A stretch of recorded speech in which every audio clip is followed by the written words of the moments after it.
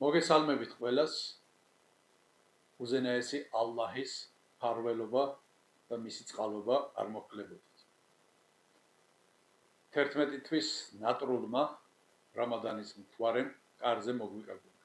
მინდა წინასწარ მოგილოცოთ ამ ძვირფასი თვარის დადგომა და უზენაეს ალლაჰს შევთხოვო, რომ იყაბულოს ყველა თქვენგანის ღვთისმსახურებები. რამადანის მოახლოებასთან ერთად განსაკუთრებით გააქტიურდა ჩვენი მრევლი და მათგან ძალიან ბევრ შეკითხვებს ვხებულობთ მარხვასთან დაკავშირებით.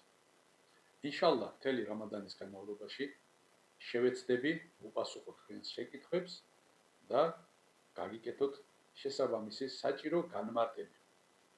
შეგიძლიათ მოგწეროთ, გამოგვიგზავნოთ სოციალური მედიის საშუალებით თქვენი შეკითხვები და შეძლების დაგვარად ჩვენი ცოდნის ფარგლებში შევეცდებით, რომ მოგაწოდოთ საჭირო პასუხი.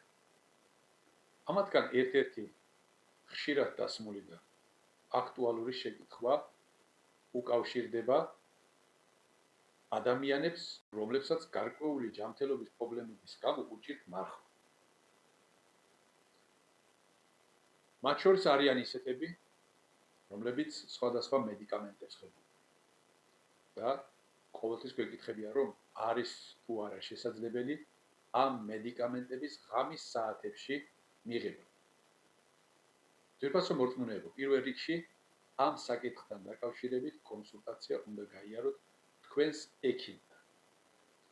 და თუ ექიმი მოგაწვდით შესაბამის რეკომენდაციას, რომ იგივე მედიკამენტები, იგივე საათობრივი შუალედებით ღამის საათებში მიღების შემთხვევაში თუ არანაირ პრობლემას არ წარმოადგენს და შესაძლებელია ასეთნაირად კურნალობის პროცესი გაგრძელდეს შეუფერხებლად, რა თქმა უნდა შეიძლება. ოღონდ სამედიცინო საკითხებში კომპეტენტური არის ექიმი და შესაბამისად ამ საკითხში მიიღებთ გადაწყვეტილებას ექიმთან კონსულტაციის გარეშე.